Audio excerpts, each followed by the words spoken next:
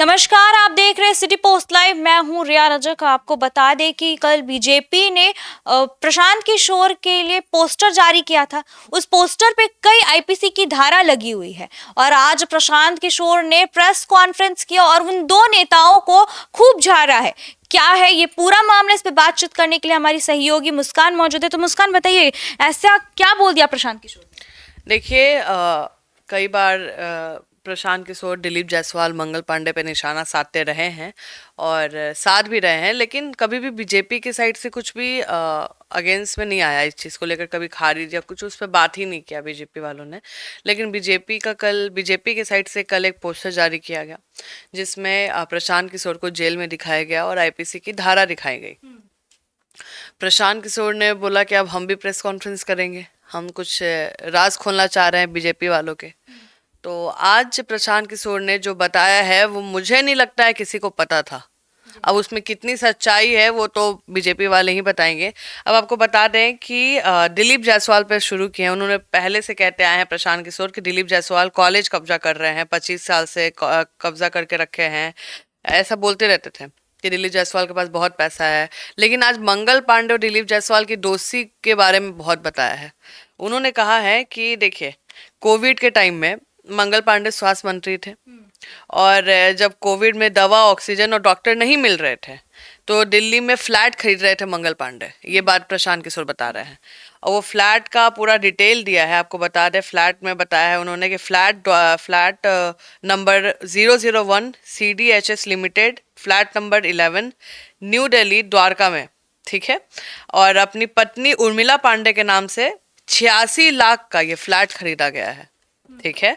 तो इसमें क्या ही है, 86 लाख का खरीदा गया है, उसमें कोई दिक्कत नहीं। लेकिन प्रशांत किशोर बोलते हैं कि फ्लैट का जो रजिस्ट्रेशन है उसमें विटनेस बने हैं दिलीप जायसवाल। ये थोड़ा अलग लग रहा था। और फिर उन्होंने कहा है कि 86 लाख में से जो बड़ा अमाउंट है 30 लाख रुपए, वो अवधेश पांडे आपको बता दें मंगल पांडे के पिता हैं, अवधेश पांडे ने अपनी बहू उर्मिला पांडे के अकाउंट में भेजा, ठीक है। लेकिन सवाल ये उठ रहा है कि 6 तारीख, ठीक है, आपको बता दें 6/8/2019 में एक RTGS है जिसमें दिलीप जायसवाल ने 25 लाख अपने अकाउंट से अवधेश पांडे के अकाउंट में डाला था, मतलब मंगल पांडे के पिता के अकाउंट में डाला था। तो ये जो ट्रांसफर किया गया है उर्मिला पांडे के अकाउंट में, तो मंगल पांडे ने कोई एफिडेविट नहीं दिया कि इतने पैसे मेरे पास आए हैं, उनके पत्नी के अकाउंट में आए हैं उनके पिता के द्वारा। तो प्रशांत किशोर ने इस पर सवाल उठाए हैं कि दोस्ती यारी ठीक है, लेकिन एफिडेविट के बारे में आपने चुनाव के समय क्यों नहीं दिया कि दिलीप जायसवाल से आपने इतने पैसे लिए हैं। जी। उसके बाद आपको बता दें 6 अगस्त 2019 में दिलीप जायसवाल, आपको बता दें, विटनेस बने थे जो जब वो खरीदाया था, ठीक है। फिर आपको बता दें ये हुआ 2022। फिर दूसरा केस बता रहे प्रशांत किशोर कि 2022 में बिहार सरकार का जो एक एम्बुलेंस खरीदने का टेंडर निकला था फरवरी में, तो 1000 एम्बुलेंस खरीदना था और जो एम्बुलेंस खरीदना था उसका टेंडर है 200 करोड़ रुपए, ठीक है। 200 करोड़ का जारी किया गया था जिसका नंबर भी दिया है GM 2022 B1943713। अब बिहार सरकार के डॉक्यूमेंट में दिया हुआ है। तो उसमें क्या होता है कि अलग अलग टाइप के एम्बुलेंस होते हैं, टाइप C, टाइप B, ऐसे करके एम्बुलेंस होते हैं। तो बिहार सरकार ने कहा कि जो एम्बुलेंस टाइप C है, तो जो आपने देखा बिहार सरकार के डॉक्यूमेंट में है, तो उन्होंने कहा कि 466 एम्बुलेंस चाहिए टाइप C टाइप का, ठीक है। और 534 एडवांस लाइफ सपोर्टिंग होगा, वैसा चाहिए उनको, ठीक है। तो अब सवाल ये उठा रहे हैं कि जो 466 जो एम्बुलेंस चाहिए उसका दाम आ रहा है 19 लाख रुपए, ठीक है। 19,98,254 ऐसा करके कुछ है, ठीक है, उतने के। और जो एम्बुलेंस, देखिए एम्बुलेंस बनाने वाले जो ओरिजिनल जो एम्बुलेंस बनाते हैं, इक्विपमेंट वगैरह बनाते हैं, वो दो ही हैं, एक है टाटा मोटर्स, एक है फोर्स मोटर्स, ठीक है। तो दोनों पहले बना रहे थे, ठीक है, आप समझ गए, दो एम्बुलेंस है। अब प्रशांत किशोर क्या कह रहे हैं कि 3 साल में उसका दाम 7,90,000 बढ़ा दिया गया अचानक। अगर आप वेबसाइट पे जाइएगा तो उसका उतना दाम है ही नहीं जितने में बिहार सरकार खरीद रही है।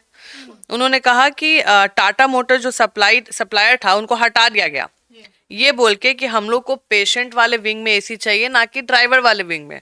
तो टाटा मोटर्स ने कहा कि भाई हम आपको उसी पैसे में वही दे देंगे जो भाई दोनों को ही AC मिल जाए।